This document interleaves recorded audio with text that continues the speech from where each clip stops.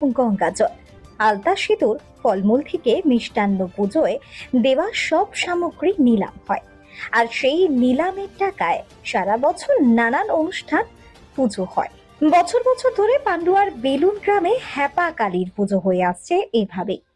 কোনো চাঁদা কাটা হয় না, পুজোর সামগ্রী নিলাম করা হয় কালী পুজোর পরদিন। মা কালী প্রতিষ্ঠা করতে অনেক হ্যাপা পোহাতে হয়েছিল, তাই নাম হয়েছে হ্যাপা কালী। পান্ডুয়ার বেলুন ধামাসিন গ্রাম পঞ্চায়েতের বেলুন গ্রামে প্রায় 350 বছরের পুরনো এই পুজোতে আজও রীতি মেনে হয় নিলাম প্রথা।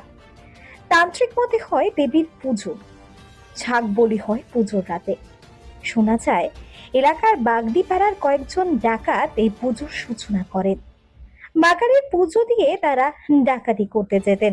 প্রাচীন এই পুজোয় ব্যবহৃত গঙ্গা জল থেকে পাঠার মুড়ি সবই নিলাম হয় পুজোর পরের দিন।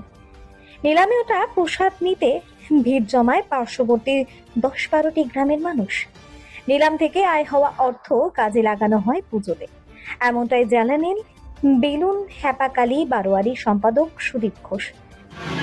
বেলুন হ্যাপাকালী বারোয়ারি বর্তমান বছরের 354তম বর্ষে এই কালী পুজো করতে যাচ্ছে। এই পুজোর আমাদের যে মাহাত্ম্য সেটা হচ্ছে আমরা গ্রামবাসীদের কাছ থেকে কোনো চাঁদা গ্রহণ করি না। আমাদের এই পরের দিনে মায়ের সমস্ত পূজার সামগ্রী নিলামে বিক্রয় করে সেই অর্থে আমরা এই পুজো চালাই। এবং বেলুন হ্যাপাকালী বারোয়ারির আরও বিভিন্ন পুজো আছে, যেমন রথযাত্রা আছে, দুর্গা পুজো আছে, লক্ষ্মী পুজো আছে, হ্যাঁ, এছাড়াও বিভিন্ন সাংস্কৃতিক অনুষ্ঠান বেলুন হ্যাপাকালী বারোয়ারির পক্ষ থেকে করা হয়ে থাকে। সবটাই মায়ের এই ট্রাস্ট এবং এই নিলামের পয়সায় হয়ে থাকে। একসময় পাতার ছাউনির ঘর ছিল, বর্তমানে পাথর বসানো মন্দির হয়েছে। হ্যাপাকালী পুজো এখন অনলাইনেও দেওয়া যায়। ভক্তরা পুজো যা কিছু দেন সবই নিলামে ওঠে, যে বেশি দাম দেয় সামগ্রী তার।